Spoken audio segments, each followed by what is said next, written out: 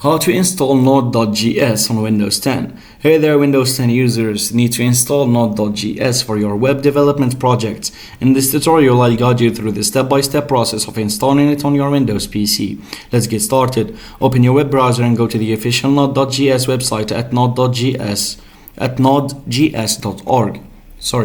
Click on the LTS tab to download the long-term support LTS version of node.js, which is recommended for most users.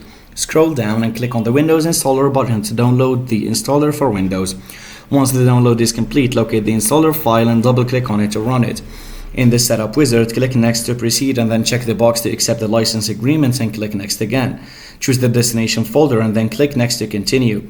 Click Install to begin the installation process and wait for it to finish. Once the installation is finished, click on it to close the node.js Setup wizard. To verify that it is installed correctly, open Command Prompt or PowerShell and type node.v and npm.v to check the installed versions. Congratulations, you've successfully installed node.js and npm on your Windows 10 PC. You're now ready to start building awesome web applications with node.js.